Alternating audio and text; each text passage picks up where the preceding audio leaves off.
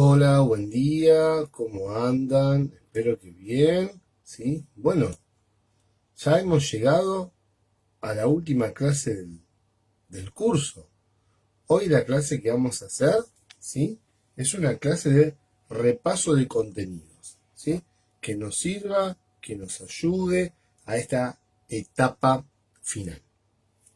Bien, como siempre digo, a prepararnos un matecito, un cafecito, algo que nos vaya acompañando en el transcurso de la clase de hoy, ¿sí? Esta clase que vamos a ir repasando estos conceptos, estos contenidos más importantes, claves en el transcurso o mejor dicho, en el transcurso de la clase, estos contenidos claves de todo el curso que ya fuimos haciendo. Como les dije, hemos llegado a esta última clase. Y el objetivo de la clase de hoy es hacer un paneo general entonces por los temas más importantes que ustedes deben tener presente justamente en esta última etapa, que es la etapa de evaluación del curso. Vamos a repasar conceptos, vamos a dar ejemplos, vamos a abordar los núcleos temáticos, ¿sí? De cada unidad, así que hay mucho por hacer. Bien. Comencemos. Siempre, como les digo, con un mate, con un cafecito, con lo que ustedes quieran. Arranquemos. Vamos a estar en la unidad número 1 un poquito, ¿sí? Y lo primero de los temas que hemos conversado, que hemos charlado en el curso, fue esta idea del consumo como problema. Y tenemos que tener presente, ¿sí? Que cuando hablamos de consumo problemático, tenemos que tener en cuenta que esta problemática tiene múltiples factores involucrados. Dijimos en su momento que no alcanzaba una sola mirada para comprender, no alcanzaba una sola mirada para abordar la problemática del consumo problemático, ya que son múltiples, ¿sí? Ya que son múltiples los factores que se ven involucrados en esta problemática. Habíamos dicho en su momento que teniendo en cuenta esta realidad y entendiendo el consumo problemático como un fenómeno multicausal y complejo, ¿sí? Es decir, no un consumo provocado por una problemática propia del sujeto o una característica esencial de la conducta, ¿no? Entonces, teniendo en cuenta todo esto, abordábamos la definición de salud. Habíamos dicho que la definición de salud, o que la salud en realidad tenía que tener también una mirada integral, una mirada colectiva y sobre todo tenía que estar dada en términos relacionales. Y en este contexto estuvimos trabajando un poco en la definición de salud de la OMS, de la Organización Mundial de la Salud. Y habíamos dicho que la OMS decía que la salud es ese estado de completo bienestar físico, mental y social, y no solamente la ausencia de enfermedades o afecciones. Bien, hay podríamos decir, sinnúmero, no voy a decir infinitas, un montonazo de creencias, mitos, representaciones, ¿sí? Socioculturales, sobre todo, cuando nos referimos a cuestiones ligadas a la salud. Estas cuestiones, estas creencias pueden venir de modelos que de algún modo han ido penetrando, han ido metiéndose de a poco en el sentido común, gracias, entre otras cosas, a los medios de comunicación o gracias al boca a boca. Por ejemplo, esta idea que uno suele escuchar de que el médico es el único garante de la salud, es siempre el que tiene la última palabra en lo que se refiere a la cura, o esta otra idea de que la salud es la ausencia de enfermedad, o esta idea de que cada dolencia, o que para cada dolencia existe un único remedio, ¿no? Estas ideas que se han ido metiendo y que tampoco están así, tampoco están así. También hablamos en su momento de la importancia de romper esos mitos, dejando de lado sobre todo las estigmatizaciones y los prejuicios. Y también reflexionamos en la unidad 1 sobre el consumo, pero el consumo en el contexto actual, ¿sí? reflexionemos sobre el consumo y su relación directa con la idea de sociedad del consumo. No por nada llegamos a la etapa o a esta instancia de consumo. ¿Por qué? Porque como sociedad somos una sociedad de consumo. ¿De qué? De todo. Y las sustancias y la conducta forman parte de esta problemática. Vimos también en su momento que vivimos en una cultura que valora la satisfacción rápida, que valora la satisfacción inmediata. ¿Sí? Muchas veces inclusive el consumo por el consumo. En este contexto se desarrolló el curso, en este contexto que estuvimos hablando. Vamos a repasar la idea de sujeto de derecho. ¿Sí? Hablamos de las personas, cuando hablamos de sujetos de derecho, ¿de qué estamos hablando? Estamos hablando de las personas con problemas de consumo, ¿sí? Pero de las personas con problemas de pero de las personas con problemas de consumo, como sujetas de derecho, como una dimensión fundamental. No es un color, no es un colorete, no es un maquillaje, esto de que las personas sean sujetas de derecho. Es una dimensión fundamental. Esto implica pensar a sujetos capaces de proyectar, capaces de crecer, capaces de soñar, capaces de construir nuevos mundos con derecho, no solo a recibir un tratamiento adecuado, no es un conejito de la India. No es solamente darle la medicación o el tratamiento adecuado, no, sino lograr la plena participación de este sujeto en la sociedad. Por eso son sujetos de derechos.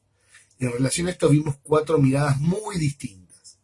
Y decíamos que estas no eran exhaustivas entre sí, no eran excluyentes, no eran contrapuestas. Por lo tanto, para poder abordar la problemática de consumo o el consumo problemático, no podíamos dejar de reflexionar. ¿Sobre qué? Sobre el consumo como problema, sobre la problematización del consumo, sobre el consumo problemático versus consumo no problemático, y sobre la definición, por último, de consumo problemático. Cuando charlamos de consumo problemático, cuando vimos la definición de consumo problemático, habíamos dicho que eran aquellos consumos que, mediando o sin mediar sustancia alguna, afectan negativamente en forma crónica la salud física o psíquica del sujeto y las relaciones sociales. ¿Sí? Otro concepto, u otros conceptos los cuales nos fuimos metiendo, era esta idea de uso, abuso y adicción. ¿Se acuerdan que fuimos diferenciando? Habíamos dicho que las personas establecían distintos tipos de vínculos con las sustancias y que no todos necesariamente devenían en adicciones.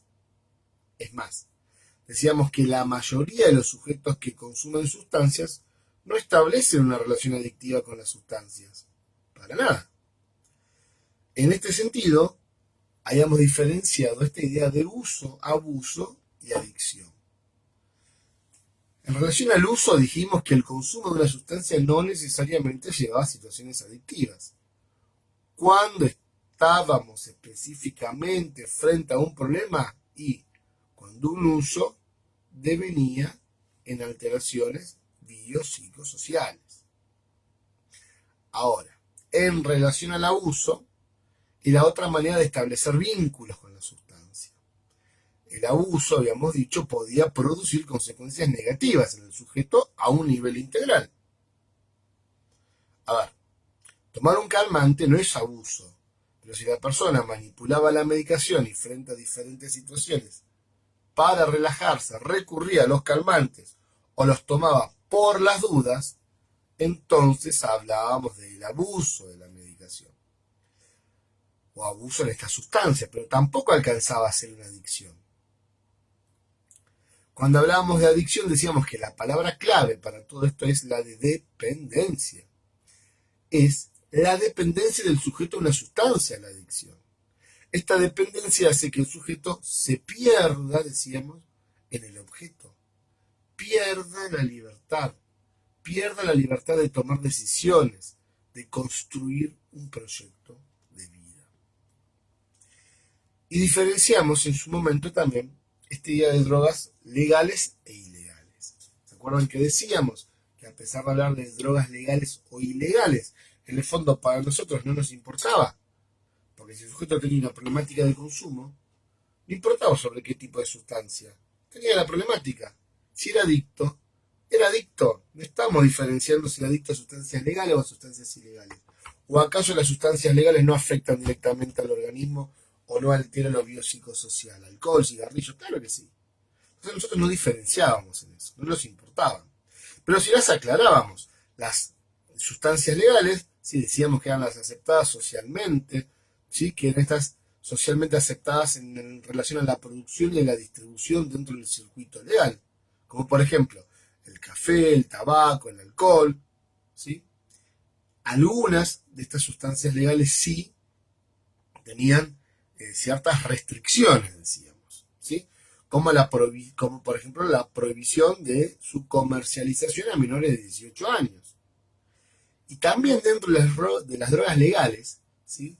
Había algunas que tenían requisitos para ser adquiridas, ¿sí? Estas se las llamaba particularmente como sustancias legales reguladas o sustancias legales intermedias. ¿Por qué? Porque se requería de la mediación, de la intermediación de una receta debidamente extendida por un profesional habilitado, obviamente, con matrícula habilitada. Pero en contraposición a esto estaban las sustancias ilegales, que eran estas que estaban socialmente prohibidas, ¿sí? Que la producción y la distribución de estas sustancias se realizaban a través de un circuito ilegal y clandestino, ¿sí? En nuestra cultura, por ejemplo, eran drogas ilegales, la marihuana, el paco, el éxtasis, la cocaína, el LSD, y creo que podemos seguir nombrando montones más cada uno de nosotros, ¿no? Bien, estos fueron los contenidos más relevantes de la unidad número 1. En relación a la unidad número 2, ¿sí? Vamos a recordar que la OMS definía como droga a esta sustancia que introducida en el organismo por cualquier vía producía una alteración de algún modo del funcionamiento natural del sistema nervioso central del sujeto. Y es además, decíamos, susceptible de crear dependencia, ya sea psicológica, física o se daba muchas veces en ambos casos, ¿sí? Se daban las dos. Los dos tipos de dependencia son las más difíciles. Y reflexionamos en la unidad número 2 sobre conceptos, sobre diferentes conceptos que estuvimos trabajando. En la unidad número 1 hablamos sobre uso, ¿vieron? Y recién lo nombramos. Trabajamos sobre abuso y abuso. Y ahora en la unidad número 2 hablamos sobre uso indebido. Está en la línea con lo que estábamos hablando. También hablamos de toxicomanía.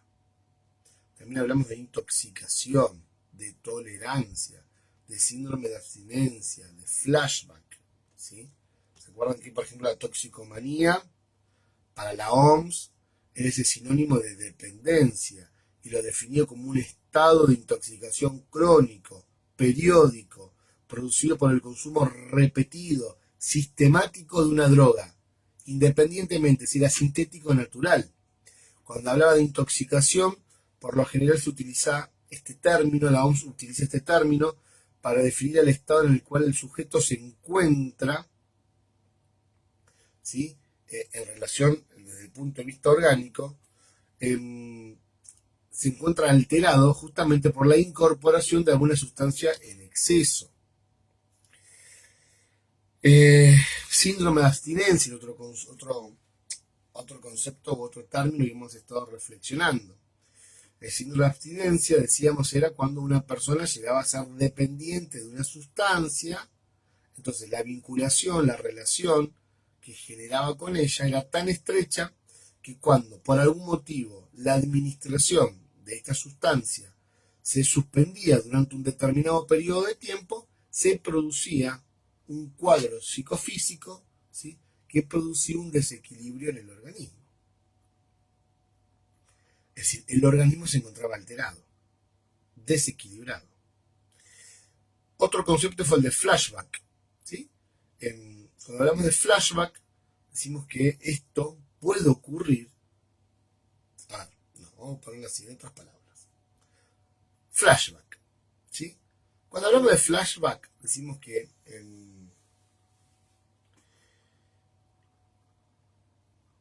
frente a ciertas sustancias alucinógenas puede por ahí reaparecer en el sujeto determinadas vivencias, determinados efectos del consumo. Es decir, no solamente tiene los efectos cuando consume la sustancia, sino que después, sostenido en el tiempo, ¿sí?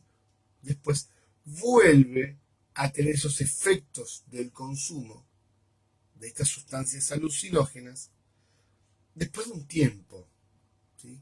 Después de haber usado o abandonado el uso. A pesar de que ya no consume más, sigue teniendo estas alucinaciones, ¿sí? En esta unidad también estuvimos trabajando sobre la clasificación de drogas, ¿sí? Hablamos de diferentes formas, de diferentes tipos, de diferentes criterios para clasificar las drogas. Cientos, miles, depende del marco teórico como lo organicemos. Y habíamos dicho, desde nuestro marco teórico, que las podíamos organizar, las podíamos congregar, según los efectos que producían, o según la procedencia, según la intención, la intencionalidad o la intensidad. La intencionalidad, por un lado, es uno, y la intención, perdón, ya lo dije recién, la intencionalidad por un lado, y la intensidad de la adicción por el otro. También por el tipo de dependencia, por la potencialidad, ¿sí? Si son legales o ilegales, criterios sobre los cuales ya estuvimos repasando, si son suaves o si son duras, también. No voy a decir un sinnúmero, pero muchísimos tipos de clasificaciones dependiendo siempre del marco teórico. Por lo tanto, nos vamos a centrar en cada uno de ellos, porque además siempre nos quedaríamos cortos. También definimos al OST en esta unidad y dijimos que el OST, es decir, el operador socioterapéutico en drogadicción, es un técnico, es un agente de salud que está formado rigurosamente en el campo de las adicciones. Formación que no cesa nunca, ¿sí? Que no cesa, es decir, entiende la formación como un labor permanente y necesario. Estamos formados en el campo de las adicciones, pero continuamente actualizados, ¿sí? El trabajo de este operador está orientado ¿a qué? A la prevención, pero también y sobre todo a que el individuo consiga la abstinencia durante su tratamiento y las herramientas necesarias para continuar después del alta terapéutico. No es solamente desintoxicar al sujeto, es desintoxicarlo y darle las herramientas necesarias para que una vez que esté en la calle, para que una vez que esté solito, para que una vez que se le haya acabado el tratamiento, tenga las herramientas necesarias para seguir enfrentando la vida y esta problemática. El operador, cuando hablamos de operador socioterapéutico, este término de operador tiene que ver, valga la redundancia, con alguien que opera, que interviene, que actúa, que cambia, que genera, con alguien que se involucra en el tema y se convierte, en cierto aspecto, como en un estímulo para el cambio del otro. Un operador es un agente y un promotor de salud. Está formado académicamente, trabaja en equipo interdisciplinario, no trabajamos solos, trabajamos dentro de un equipo. Y a su vez mantiene un vínculo asimétrico con los pacientes, ¿sí? Sostiene una distancia óptima con el paciente, ¿sí? Esa distancia prudencial que proponía Enrique Pichon Rivière. Esa distancia prudencial en relación a lo que le sucedía al otro, ¿sí? Ni muy cerca ni muy lejano. Ni muy cerca para contagiarlo efectivamente y no poder ser afectivo, ni tan lejano para no poder ser empático, ¿sí? En relación al operador, además de la distancia óptima, debe poseer la actitud psicológica, es decir, debe tener esta aptitud, esta formación técnica necesaria para ejercer el rol. Pero no alcanza solamente la teoría, también tiene que tener actitud. Entonces, por un lado, aptitud con P, es decir, formación teórica. Y por el otro, actitud.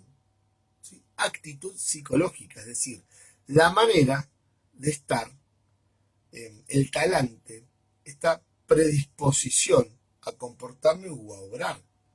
Es la actitud que debe tener todo operador cuando desempeñe sus funciones, principalmente con respeto y velando por los demás. Si no tengo respeto, ¿cómo voy a poder velar por los demás? ¿No? Esta actitud, este talante, este sostenerme en el rol, esta postura, forma parte con la actitud.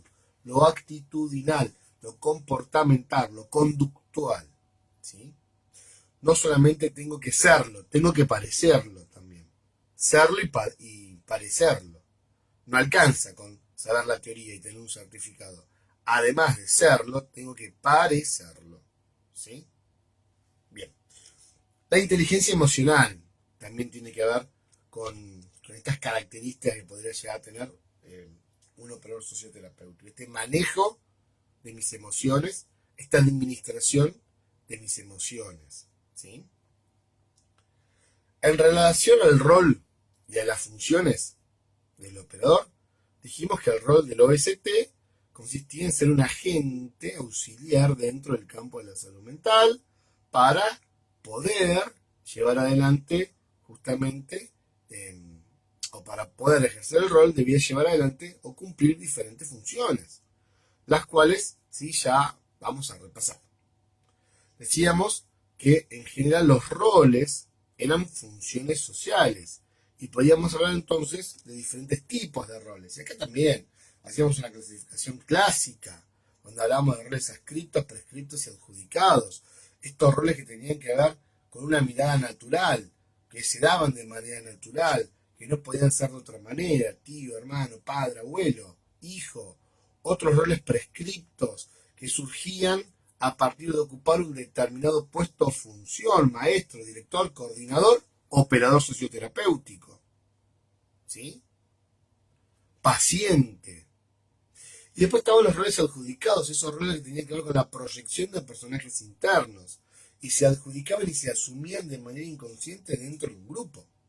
Y cuando hablábamos de roles adjudicados, ¿sí?, eran esos roles, como dijimos, que se daban en ese conjunto restringido de personas ligadas por constante de tiempo y espacio y articulados por su mutua representación interna, que se proponían de manera implícita o explícita una tarea para alcanzar una finalidad a través de un complejo mecanismo de asunción y adjudicación de roles. ¿Se acuerda? Definición de grupo. Y que estos roles podían ser el del líder, el de saboteador, el de portavoz, el de silente y el de chivo. Pero decíamos que estos roles además deberían ser móviles. Esto significaba que si bien había una cierta tendencia natural a ocupar un determinado rol, no tendrían que darse dentro de los grupos los roles fijos.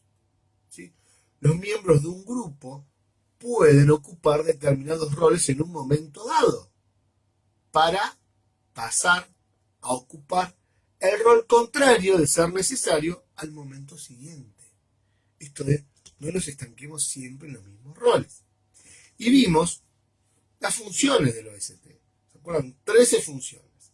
Teníamos que saber las 13 funciones. ¿Sí? Ni 13, ni 12, ni 11, ni 9, ni 8, ni 7, ni 6. 13. Y no solamente saberlas, tenemos que saber explicarlas, porque si no las sabemos y no las podemos explicar, entonces, ¿qué vamos a hacer con los pacientes? Cuando estemos en una comunidad trabajando con un paciente, o afuera, ¿qué vamos a hacer si no se las funciones? ¿Cuáles eran esas funciones? Acompañar, escuchar, integrar, integrarse, me integro para, ¿se acuerdan? Convivir, contención física y emocional, de análisis de conducta, estimulación, comunicación, discriminación, fortalecimiento psíquico, articulación de redes, psicoeducación y prevención y promoción de la salud era la otra función. Ahora bien, además de las funciones, también estuvimos trabajando las diferentes perspectivas, ¿se acuerdan?, acerca de la problemática del consumo, y dijimos que eran tres. Por un lado, el problema era la sustancia, por el otro, el problema era la persona, y por último decíamos, el problema es el contexto. ¿Sí? Bien. Y fuimos trabajando con cada una de esas. Además dijimos que existían diferentes modelos de abordaje y que estos dependían y estaban íntimamente relacionados con las diferentes miradas, ¿sí?, que con las diferentes miradas que vimos en la unidad. Entonces estos modelos eran el ético-jurídico, el médico-sanitario, el psicológico-social, el sociocultural, ¿sí?, y por último esta perspectiva relacional y multidimensional que había.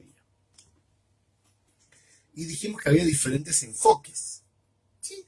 Estaba el enfoque preventivo clásico, después estaba esta idea de prevención como anticipación, entonces había una prevención primaria, una prevención secundaria, una prevención terciaria. Después estaba esta mirada también del grupo de especificidad. Entonces decíamos que se dividían a las adicciones, dividíamos, ¿sí?, en dos tipos. Estas acciones a tomar frente a las adicciones se dividían en dos tipos, hacíamos como una división, que eran las específicas y las inespecíficas. Y otro tipo que podíamos hablar era la idea de la población que abarcaba. Entonces también hablamos de diferentes tipos de población. ¿Se acuerdan? Decíamos que estaba el enfoque universal, selectivo e indicado. Entonces, cuando hablamos de una población que abarcaba desde puntos de vista universales, decíamos que eran estos enfoques para todas, o estas acciones eran para toda la población. Ya cuando hablamos desde un punto de vista selectivo, hablamos de determinados grupos o de grupos seleccionados. Y cuando hablamos de indicados, tiene que ver directamente con los grupos en relación a la problemática de consumo. ¿Sí? De esta clasificación que hacíamos en relación a la población que estaba dirigida a las medidas. Bien, dejando de lado los enfoques preventivos, hablamos también de prevención integral. Y decíamos que esta propuesta de intervención estaba vinculada hacia la promoción de proyectos de vida. Decíamos que esta manera de enfocar la cuestión permitía un abordaje comunitario, en el que el conjunto de la comunidad podía brindar estrategias y conformar redes para lograr dar respuestas. ¿Se acuerdan? Y dijimos que, teniendo en cuenta esto, prevenir entonces, se trataba de un construir a partir de la experiencia y de los saberes compartidos. Y fue así que fuimos abordando diferentes perspectivas sobre la prevención, ¿sí?, en trabajo en territorio. Ya íbamos bajando. Lo vimos de una forma más general, ahora los vamos bajando a tierra. Y dijimos que cuando hablamos de trabajo en territorio, hacíamos referencia a la idea de qué, cuáles eran las tres ideas más importantes: comunidad, territorio, valga la redundancia, y redes, trabajo en red. Como dijimos, el modelo de prevención integral apunta, a diferencia de los otros modelos, a fortalecer la trama social. Y uno de los objetivos fundamentales que tiene este modelo es promover la construcción o restitución de vínculos entre los sujetos. ¿Sí? Bien, punto aparte. Charlemos un poquito sobre salud. Cuando hablamos de salud, ¿se acuerdan? Ya estuvimos hablando un poquito de la OMS, de la idea de la OMS que tenía de salud, y la mencionamos. Pero bueno, volvamos un poquito a esto. Cuando hablamos de salud, ya vimos una y dijimos en su momento que existían diferentes definiciones a las cuales uno podía acceder. Y cada una de estas definiciones dependían de un marco teórico. Habíamos dicho que la salud, por lo tanto, es un estado de bienestar o de equilibrio que podía ser visto a un nivel subjetivo o a un nivel objetivo, es decir, a un nivel subjetivo en relación a la idea de que el ser humano asume como aceptable el estado general en el cual se encuentra, pero sin constatación clínica. Es decir, cuando uno dice yo tengo salud, me siento bien, por eso no voy al médico. Pero también puede ser visto desde un punto de vista objetivo, y cuando se constata la ausencia de enfermedad de factores dañinos en el sujeto. ¿Sí? Es decir, se da la constatación clínica. Teniendo en cuenta esto, y en relación al término de salud, dijimos que este término se iba a contraponer al de enfermedad.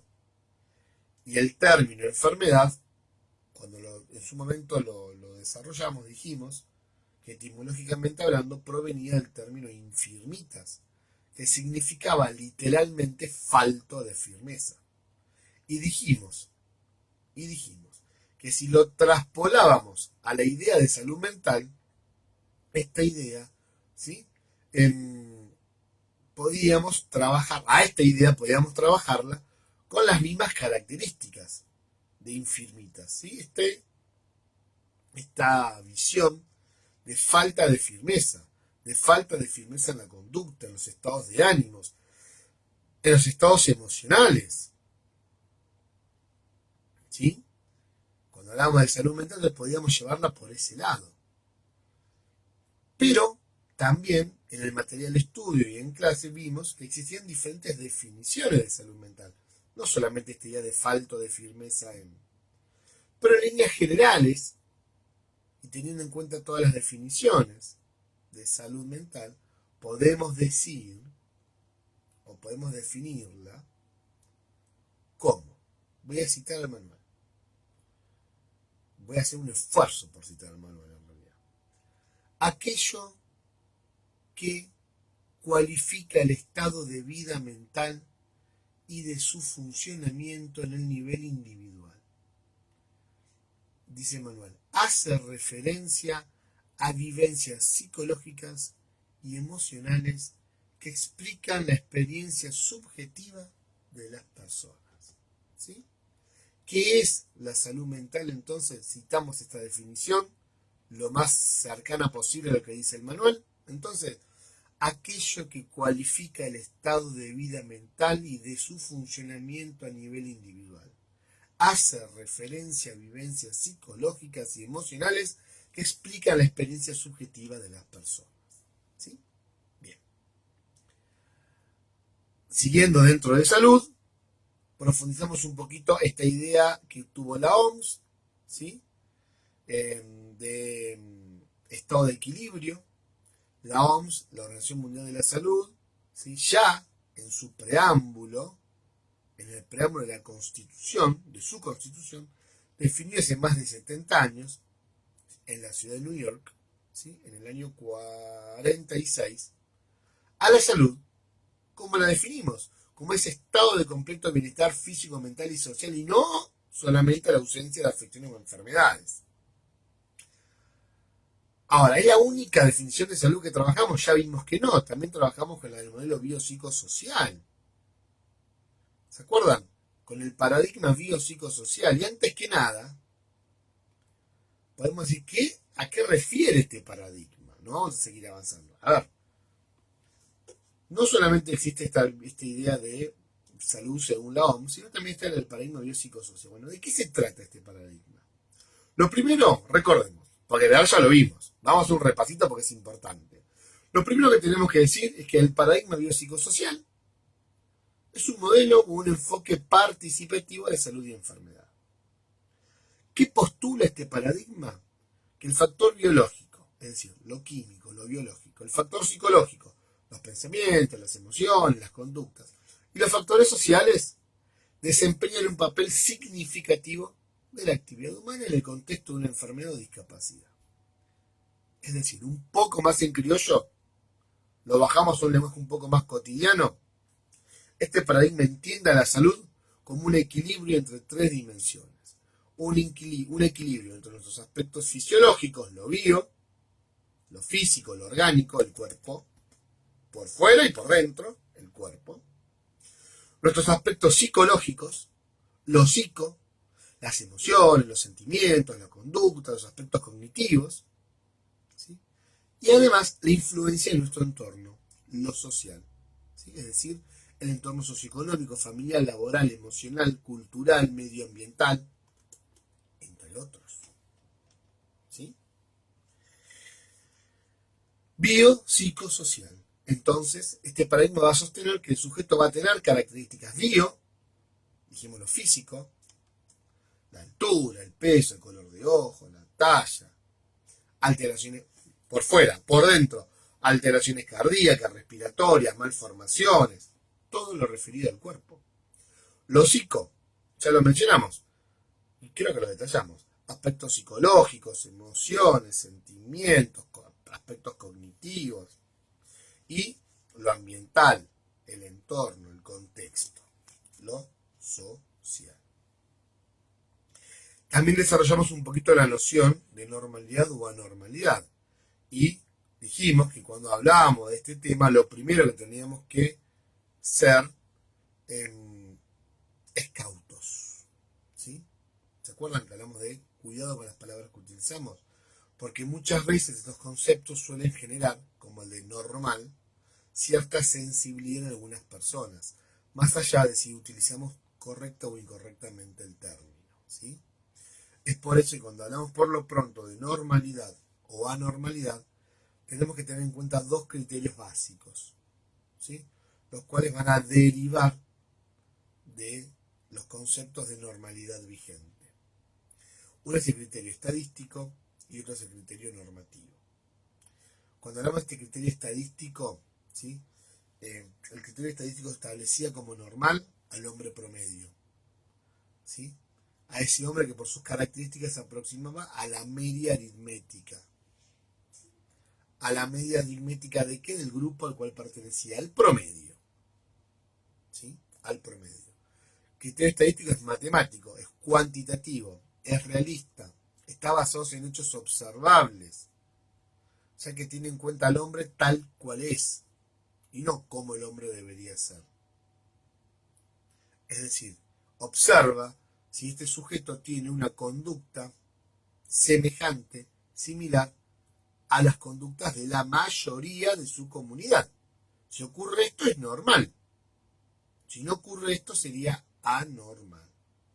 Aquello que se aleja del promedio es algo anormal. Si en este grupo determinado tomamos la altura y todos miden 1,65 como yo, ¿cuál es el criterio estadístico para ser normal? Dentro de las alturas medir 1,65. Pero mide 1,40 y no sos normal. Y mide 1,97, tampoco sos normal. Y 1,80 no. Te vas alejando del 1,65. Y cuanto más alejado estás del 1,65, menos normal sos. Según este criterio. Dijimos este criterio estadístico. ¿Sí? Porque se saca un promedio. Una media aritmética, dice el material. También existe el criterio normativo.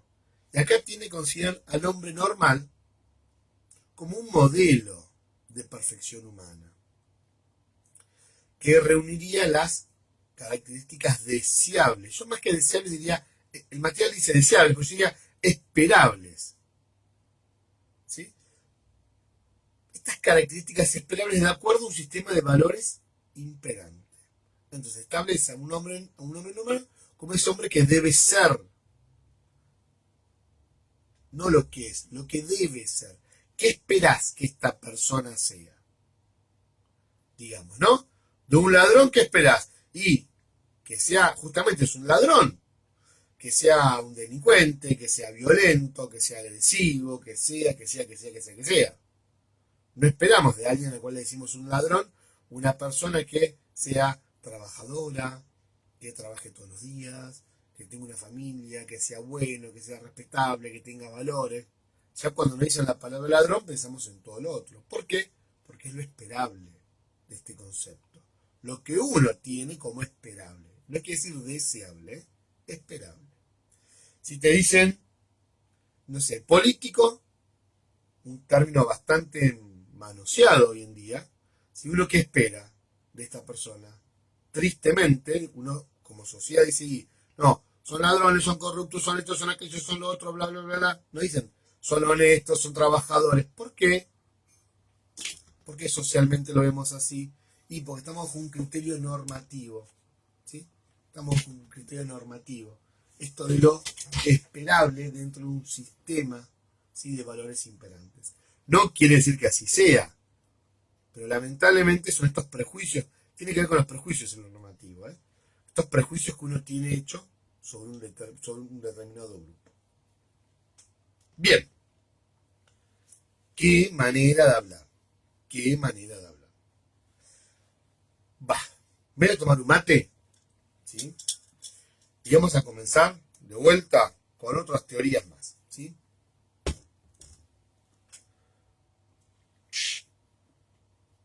Bueno. Tomo un mate, tomo un respiro, porque vamos a comenzar a charlar sobre las clases 6 y 7, me parece. Esta idea de los conceptos de psicoanálisis, ¿sí?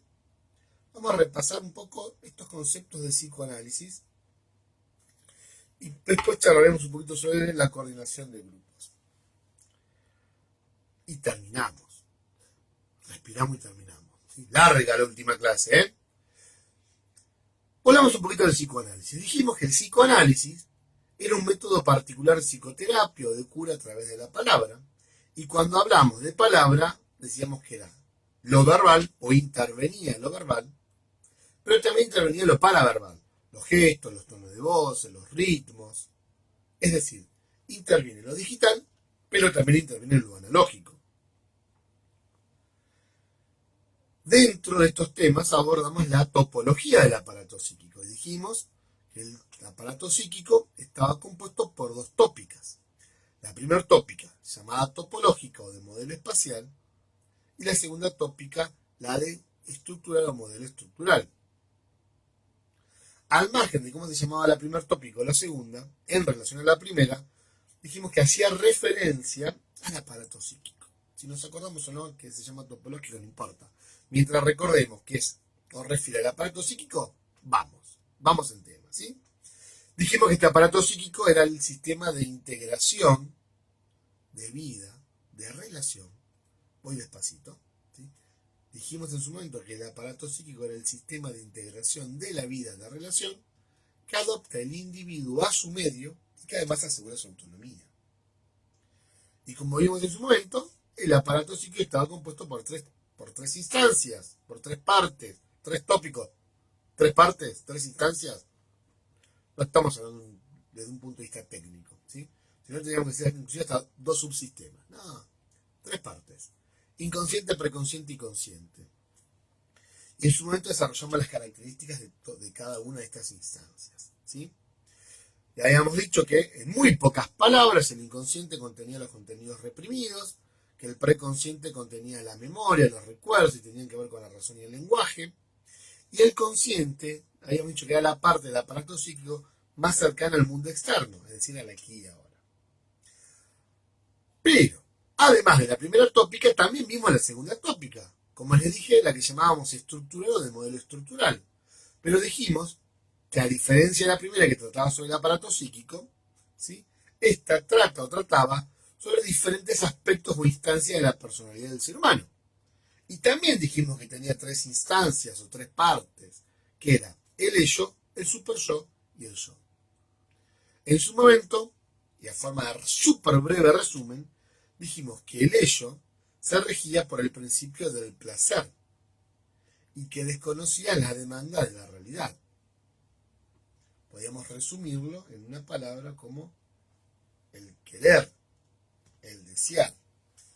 En relación al superyo dijimos que era la parte que contrarrestaba al ello, que representaba los pensamientos morales y éticos y se regía por el principio moral o del deber, lo que debo hacer, y que también podíamos resumirlo, ¿sí?, en una palabra como deber. Y por último hablamos del yo, Y dijimos que el yo actuaba como un intermediario, como un mediador. A diferencia de estas otras dos instancias, el yo se regía por el principio de realidad. Es decir, tenía los pies sobre la tierra. Y si llegábamos a resumirlo en una palabra, podríamos utilizar el poder. Es decir, lo que puedo hacer. También abordamos a lo largo del curso, en diferentes momentos, pero sobre todo en esta unidad de psicoanálisis, algunos mecanismos de defensa. Pero antes de empezar a repasar los mecanismos de defensa, vamos a definir qué son los mecanismos de defensa. ¿Sí? ¿Qué son entonces? Dijimos que eran estrategias psicológicas inconscientes puestas en juego para hacer frente a una realidad y mantener el autoimagen.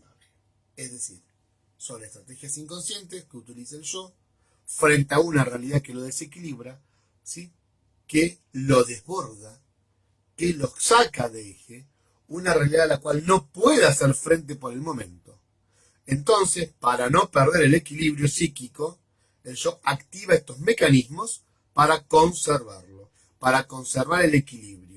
Es como una especie de blindaje que se va a activar frente a estas instancias desequilibrantes para recibir los impactos de la realidad y no morir en el intento. ¿Sí? Su propósito, ¿cuál es? Proteger la mente, mantener al sujeto equilibrado hasta que puede entonces asumir esta realidad, mantener al sujeto equilibrado. Y como sabemos, y como ya hemos repasado recién hace un rato, equilibrio es sinónimo de salud. ¿Cuántos duraban estos mecanismos? Sí, el tiempo prudencial, el tiempo necesario que la mente necesitaba para acomodarse a esta nueva realidad, a esta nueva situación, a esta nueva situación dolorosa que teníamos que aceptar y asumir. Dicho en criollo, era el tiempo que el organismo, que nuestra mente, nuestra psiquis necesitaba para que no caiga, para que nos caiga la ficha, para que nos demos cuenta que está pensado, ¿sí?, para evitar el desequilibrio. Es decir, frente a esta situación que estamos pasando, activamos estos mecanismos para no desequilibrarnos. Dijimos que había muchos mecanismos de defensa, ¿sí? Muchísimos. Como por ejemplo, la represión, que tenía que ver con la idea de mover las representaciones de la conciencia a un nivel inconsciente. La desestimación de la realidad, esto de quitarle importancia al mundo externo. O la desestimación del afecto, esta idea de quitarle importancia a nuestro mundo interno. Todo dijimos de manera inconsciente. El humor, ¿sí?, este humor que nos ayuda a escapar de las realidades incómodas. La negación, esta idea de negar aspectos obvios de la realidad como si no existieran. La proyección, esta idea de depositar, trasladar, poner en otros aspectos nuestros que no podíamos aceptar. ¿Sí? Que hacíamos entonces los vemos en otro, si los depositamos a otro. La regresión, esto de volver, retornar a un funcionamiento mental de un nivel anterior, no a la infancia, de un nivel anterior. ¿Qué otro vimos? Disociación, este mecanismo mediante el cual el inconsciente nos hacía olvidar enérgicamente un evento, ¿sí?, de un pensamiento que sería muy doloroso. Recurríamos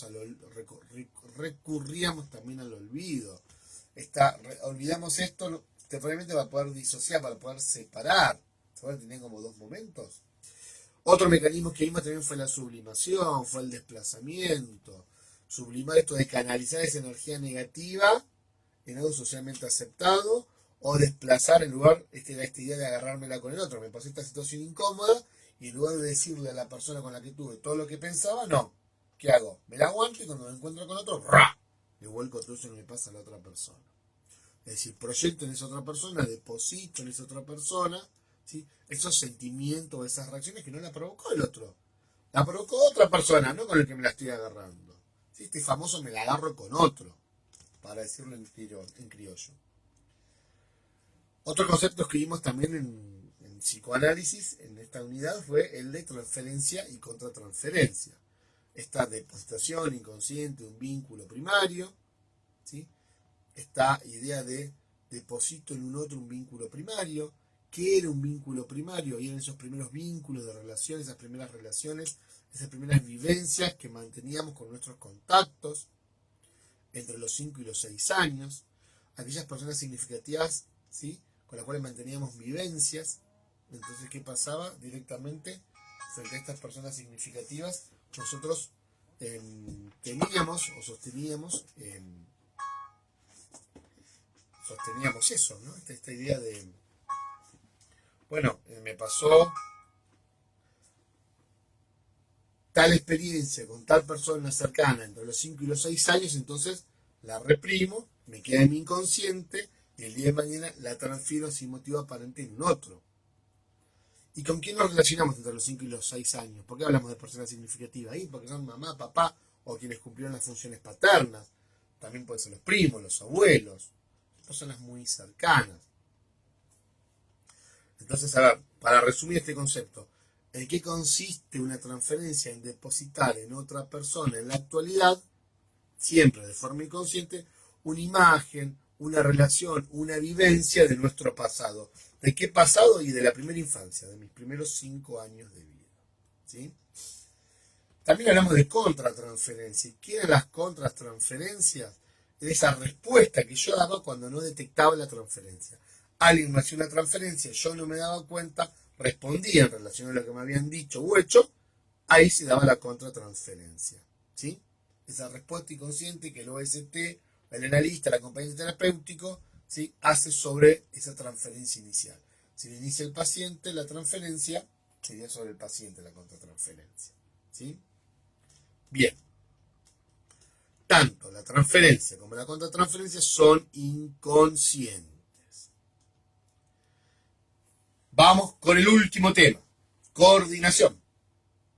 Decíamos que la coordinación tenía un doble objetivo: indagar el objeto grupal e indagar la propia función. ¿Se acuerdan? Esto de indagar la propia función, teníamos herramientas para hacerlo. El trabajo en equipo, la supervisión, la terapia.